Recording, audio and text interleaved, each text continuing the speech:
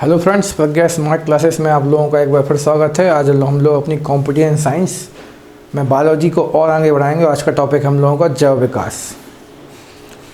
तो थोड़ा सा इजी और इम्पोर्टेंट टॉपिक है जो आसानी से पढ़ लिया जाता है और आसानी से इसमें एक क्वेश्चन आने की संभावना बनी रहती है।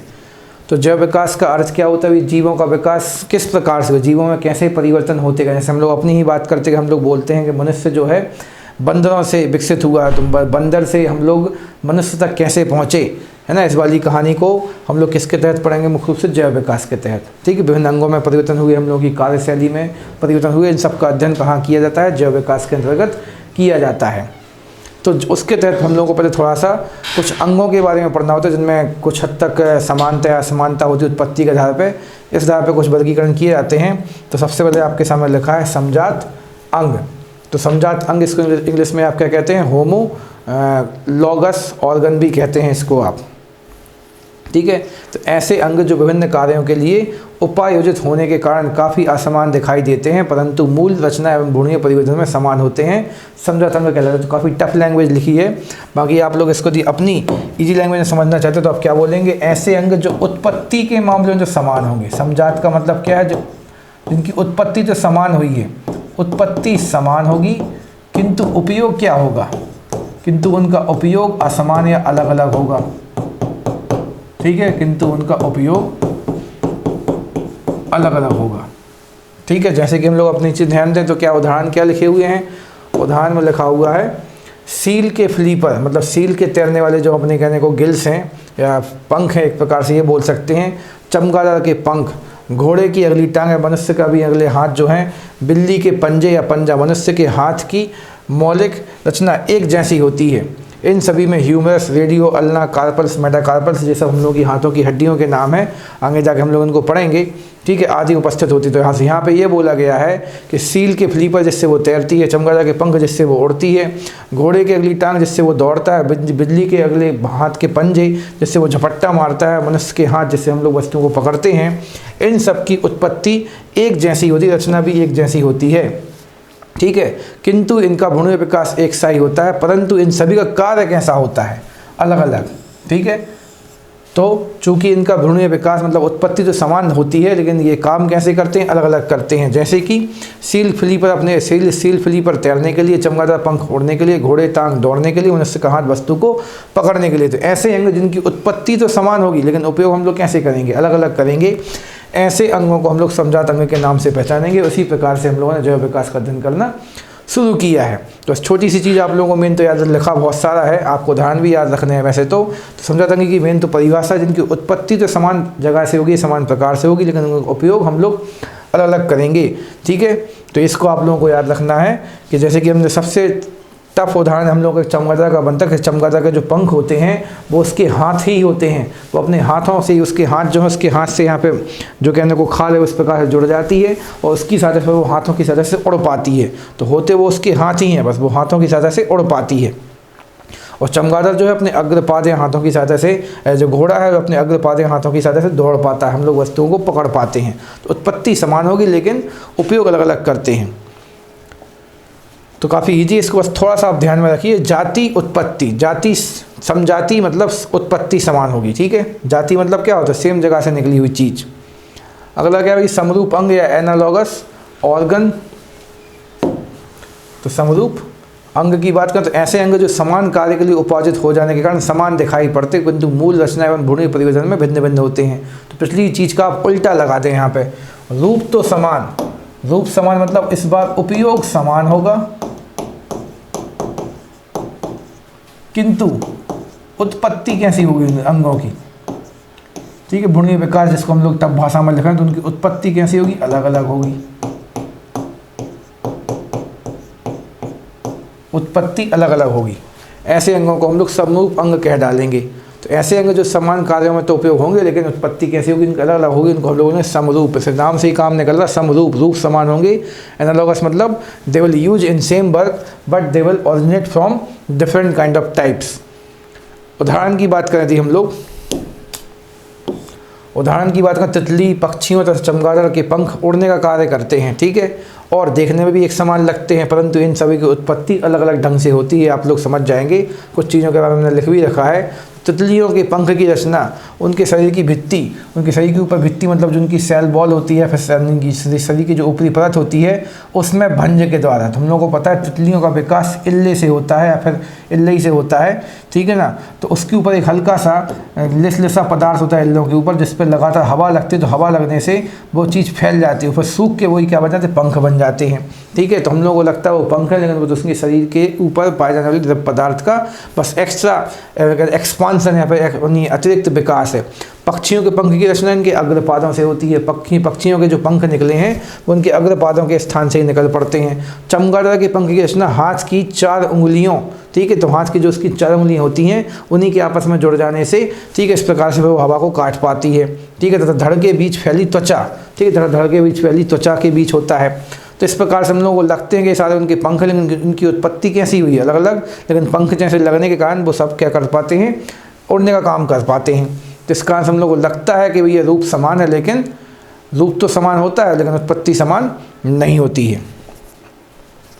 तो इस टॉपिक को भी आप थोड़ा सा समझ के रखें और याद रखें। तो काफ़ी इंपॉर्टेंट क्वेश्चन है और इजली आसानी से दिमाग में घुसते हैं। लास्ट में लिखा अवशेषी अंग या फिर वेस्टिजियल ऑर्गन्स। तो ऐसे अंग, अवशेषी मतलब अवशेष क्या बचा भैया, जैसे हड़प्पा सभ्यता के अवशेष, तो जो बचा है। तो ऐसे अंग जो जीवों के पूर्वजों में पूर्ण विकसित होते थे या होते हैं, परंतु वातावरणीय परिस्थितियों में बदलाव से इनका महत्व समाप्त हो जाने के कारण विकास क्रम में इनका क्रमिक लोप हो जाने लगता है, मतलब वो अब धीरे धीरे क्या हो गए, खत्म हो गए हैं, एक्सटिंक्ट हो चुके हैं, अवशेषी अंग कहलाते हैं। उदाहरण के लिए कर्णपल्लव, तो पहले हम लोगों के कानों के पल्लव बहुत बड़े बड़े होते थे, ऐसे बड़े बड़े एकदम हाथी के कान जैसे, ठीक है, अब लेकिन छोटे हो गए हैं। त्वचा के बाल पहले पूरे शरीर में बंदर के हमने देखा है भैया, बंदरों के बाल पूरे त्वचा में होते हैं, पर हम लोग क्या पूरी त्वचा में उतने अच्छे नहीं होते हैं। फिर बर्मी फॉर्म अपेंडिक्स, तो अपेंडिक्स नाम की जो हम लोगों के शरीर में एक छोटी सी रचना पाई जाती है, जिससे पहले पूंछ निकलती थी, हमने कुछ किताबों के अनुसार पढ़ रखा है, ठीक है। तो अपेंडिक्स से पहले पूंछ निकलती थी, लेकिन अब हम लोगों की पूंछ नहीं बची है। तो ये सारे क्या कहलाएंगे, अवशेषी अंग। तो मनुष्य में इस प्रकार के बहुत से अवशेषी अंग होते थे, जिनकी संख्या कितनी मानी जाती है, 100 या 100 मानी जाती है। तो मनुष्य में इस प्रकार के अवशेषी अंग जो अब कम होते हैं, पर इनका यूज करना अपन लोगों ने कम कर दिया है, उनकी संख्या 100 है, ठीक है। तो ये आप लोग आसानी से याद रख सकते हैं। अवशेषी अंग मतलब जिनका उपयोग पहले होता था, अब नहीं होने के कारण अब वो यूज के नहीं बचे या फिर धीरे धीरे खत्म ही हो चुके हैं। तो कर्णपल्लव, त्वचा के बाल और अपेंडिक्स जो हम लोगों के शरीर का एक अंग है, वो इसका उदाहरण है। और मनुष्य में कितने अवशेषी अंग पाए जाते थे या पाए जाते हैं, 100 अवशेषी अंग पाए जाते हैं। कुछ और फैक्ट लिखे यहाँ पर देख लेते हैं। सर्वप्रथम प्रकाश संश्लेषी जीव साइनोबैक्टीरिया थे, ठीक है। तो जीवों का विकास समझा है कि सबसे पहले प्रकाश संश्लेषण किसने करना शुरू किया, तो आप बोलेंगे सर साइनोबैक्टीरिया, जिनको आप नीले हरे शैवाल के नाम से भी बोलेंगे अभी आगे जाके, और पता भी है कुछ लोगों को, तो अच्छी बात है।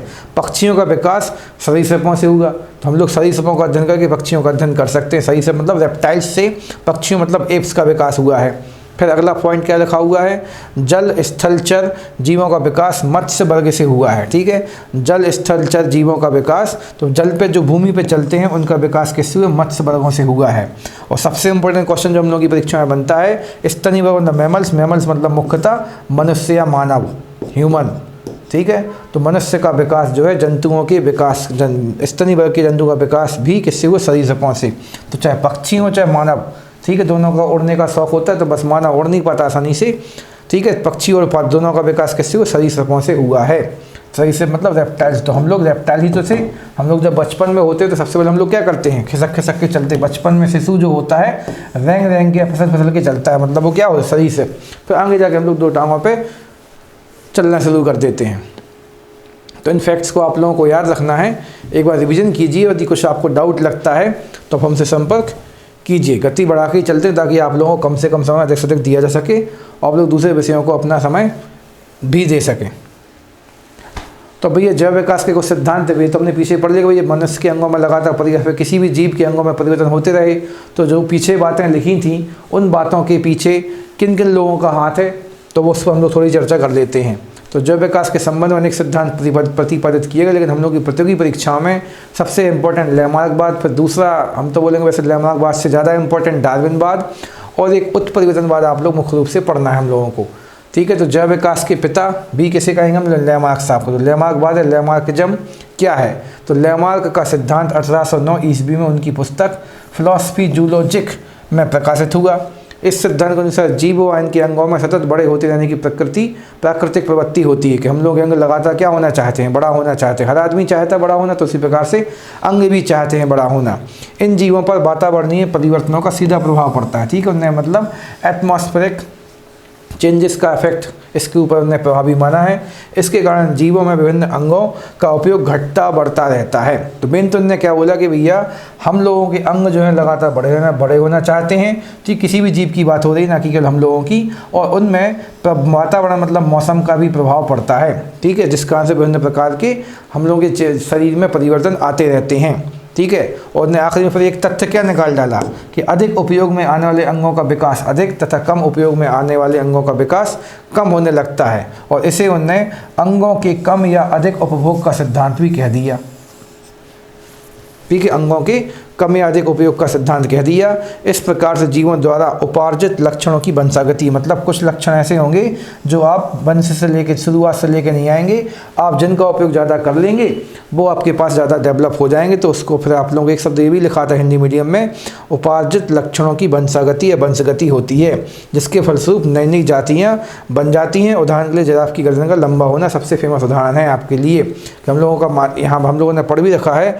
कि जिराफ जो होते थे पहले उनकी गर्दन छोटी होती थी, अब लेकिन लगातार उनके द्वारा नई नई ताज़ी पत्तियां खाने के चक्कर में उनकी गर्दन, उनने अपनी ज़्यादा ऊंची ऊंची पत्तियां खाने का प्रयास किया, उनकी गर्दन लंबी होती चली गई, और वही प्रयास के जो जीन्स थे अगली पीढ़ी में ट्रांसफ़र होते चलेगा, और अगली पीढ़ियों ने भी लगातार क्या किया, ऊंची ऊंची पत्तियां खाने का प्रयास किया और उनकी गर्दन लंबी होती चली गई, ठीक है। सेम लॉजिक हम लोग अपने एक्सरसाइज पे लगा सकते हैं कि जिस अंग से हम लोग ज़्यादा एक्सरसाइज करते हैं वो अंग हम लोग का ज़्यादा डेवलप हो जाता है।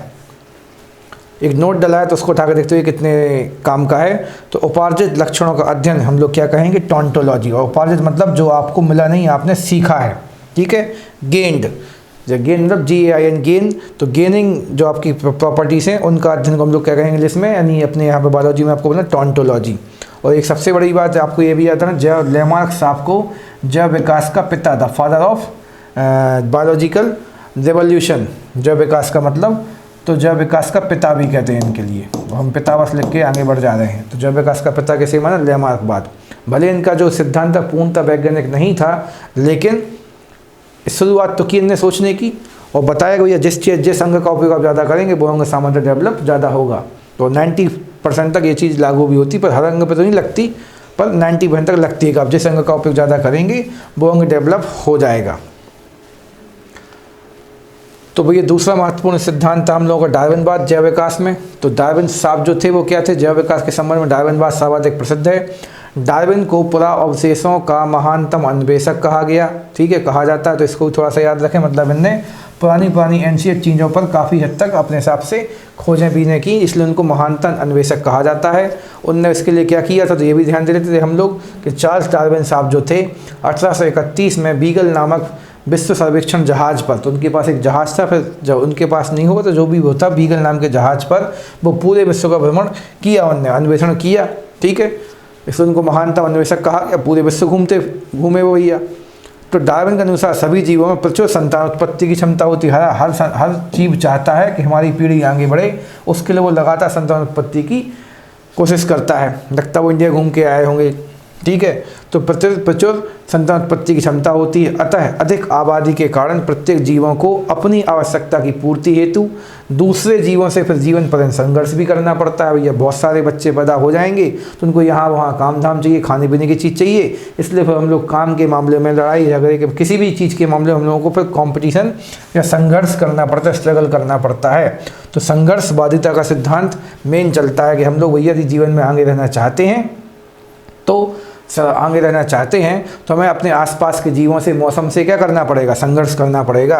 इसीलिए यहाँ पे एक सिद्धांत निकलता है डार्विनवाद से कि सर्वोत्तम की उत्तर जीविता, ऐसा कुछ चलता है। फिर उत्तम की जीविता, कि जो सर्वोत्तम होता है उसका जीवन बचाएगा, बाकी चीज़ों का जीवन फिर ख़त्म हो जाएगा।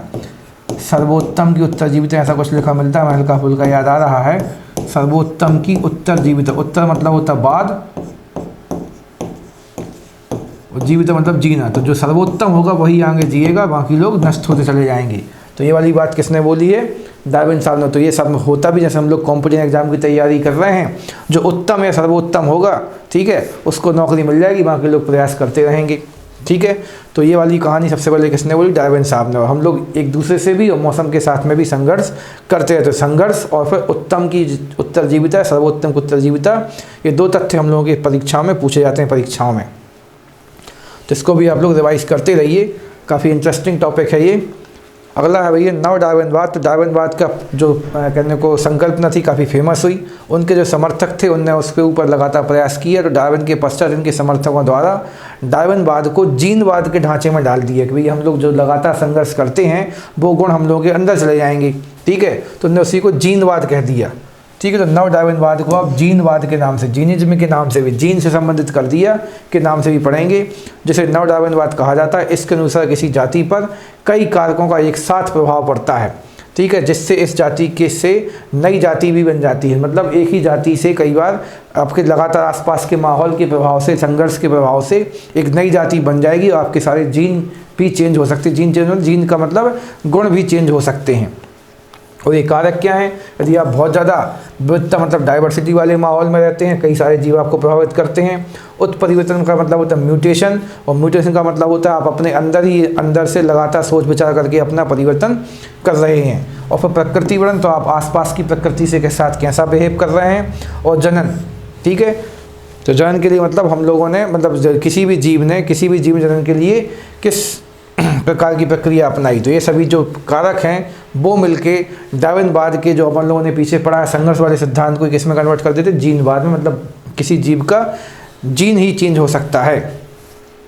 इस प्रकार नव डार्विनवाद के अनुसार जीन में साधारण परिवर्तनों के परिणाम स्वरूप जीवों की नई जातियां बनती हैं, जिनमें जीन परिवर्तन के कारण, ठीक है, जिनमें जीन परिवर्तन के कारण भिन्नताएं बढ़ जाती हैं।